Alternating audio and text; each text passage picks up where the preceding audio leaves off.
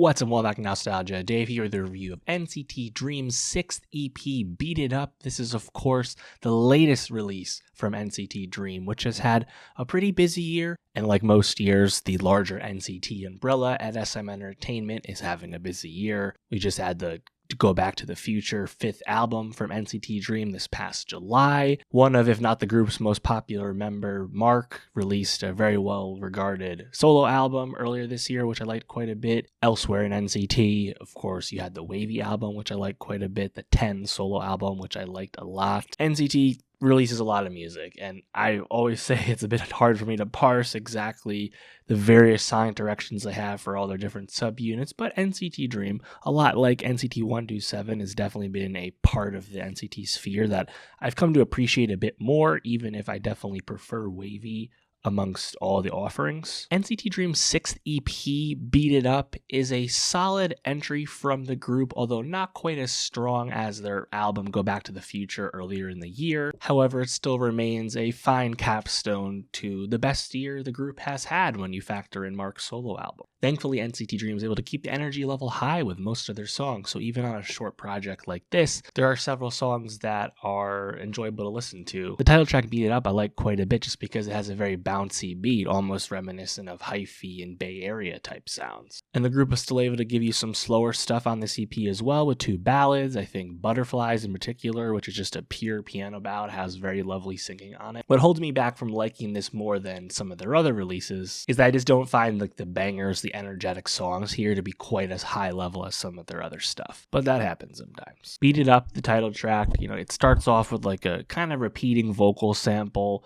Then you get these whispered vocals from the group to start. Beat drops in, again, very bouncy, very Bay. While the chorus might be, I think, a bit repetitive, I think the song is compelling just because I think those first non-rap vocals, the first sung vocals you hear that follow the first handful of rap bars that you hear, that contrast, I think, really works to establish the song. That contrast also might sound a bit forced because there's like some really good high energy rapping and then some very capable singing, and it's clearly like they're being thrown together, but I think it works. And this is something that I think often goes wrong with K-pop music, where rap is thrown into the song for the sake of it, but the rap feels very central to a lot of these high energy songs on Beat It Up.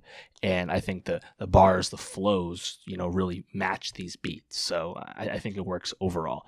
That being said, Rush, the next single, kind of has this strange vibey start, comes across as a big switch up to Beat It Up, but then that all fades away and the rap starts again on a very similar beat to Beat It Up. And when the chorus comes, you go back to that start where the vibe was a little bit different. There's more horns. It's ultimately a bit too washed out for me.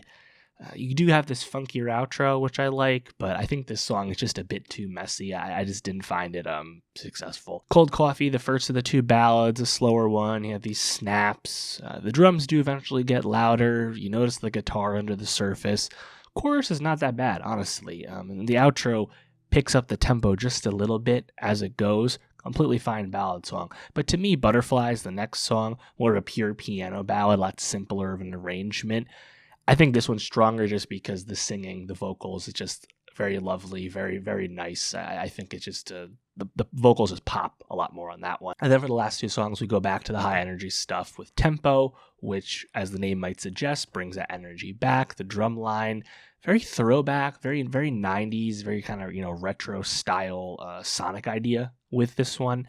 And then Tricky, the last track, I like even more, which I think has a great vocal line on that pre-chorus. And when you hear that chorus, the bass vibrates in, I think, a really nice way. The beat overall, pretty cool, fun song, lightweight song.